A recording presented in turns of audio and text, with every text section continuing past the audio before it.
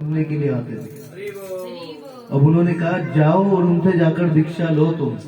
अब भक्ति सिद्धांत जी अपने पिता के कहने पे चले गए और जाकर बोलते हैं गौर किशोर दास बाबा जी आपसे दीक्षा लेनी है।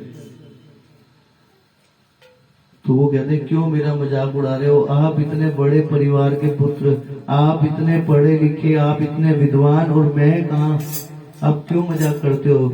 वो कहते हैं मैं दीक्षा नहीं दूंगा और मैं इस काबिल नहीं हूं कि मैं आपको शिष्य बना सकूं, मैं नहीं दे पाऊंगा।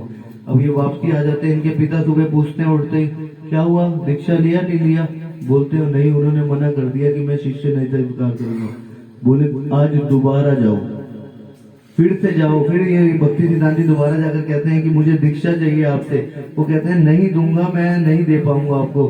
तीसरा दिन आता है, फिर भक्ति विनोद ठाकुर पूछते हैं क्या हुआ दीक्षा लिया या नहीं लिया, वो कहते हैं नहीं दिया उन्होंने। फिर जाओ, चौथा दिन जब हो जाता है तो भक्ति विनोद ठाकुर फिर पूछते हैं क्या हुआ दीक्षा लिया या नहीं लिया, बोले उन्होंने मना कर दिया। कहते हैं अभी लास्ट दिन है, अगर अब ना दे तो आत्महत्या कर लेना।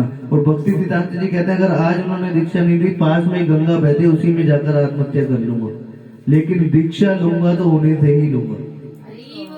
तो जाते हैं गौर किशोर दास बाबा जी के पास और कहते हैं मुझे दीक्षा चाहिए आपसे, दीक्षा मतलब मुझे गुरु बनाना है आपको।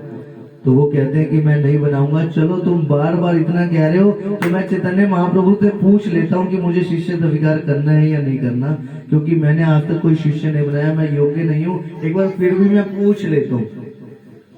अब ये पूछने के लिए इनको भेज देते हैं। भक्ति सिद्धांत जी घर चले जाते हैं, वो भी अपने भजन में लग जाते हैं।